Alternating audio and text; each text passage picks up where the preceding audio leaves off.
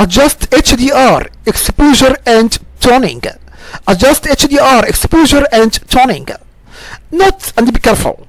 In Photoshop CS6, 3D functionality is part of Photoshop Extended, by the way, and all features in Photoshop Extended are part of Photoshop CC, and Photoshop CC doesn't have a separate extended offering, and the exposure and HDR toning adjustments are primarily designed for 32-bit and HDR images, but you can also apply them to 16 and 8-bit images to create HDR-like effects. So adjust HDR exposure. Exposure works by performing calculations in a linear color space gamma 1.0 rather than the current color space. And we have steps. Do one of the following. Click the exposure icon or an exposure preset in the adjustments panel. After that, you have to choose layer, then choose new adjustment layer, then exposure. And note and be careful. You can also choose image, then choose adjustments and exposure. But keep in mind that this music, by the way, makes direct adjustments to the image layer and discard this image information. Step number 2. In the adjustments panel, set any of the following options.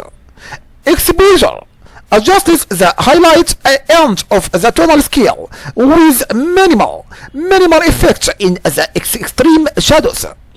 And with 32-bit images, you can also access the exposure slider at the bottom of the image window. So what about offset? Offset is meaning darkness, the shadows and midtones with minimal effect on the highlights. And what about gamma? Gamma is meaning adjusts the image gamma using a simple power function. And the negative values are mirrored around 0, and that is they remain negative but still get adjusted as if they are positive.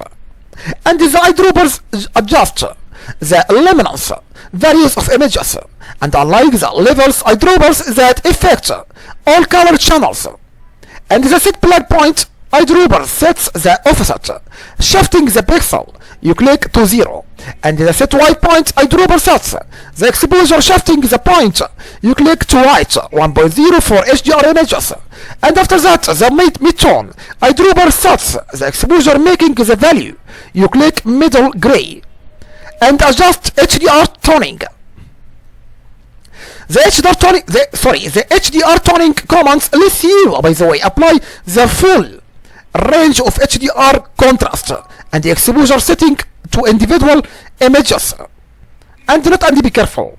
HDR toning requires flattened layers, by the way. We have steps. Number 1. You should open a 32 or 16 or 8-bit image in RGB or grayscale color mode. Number 2.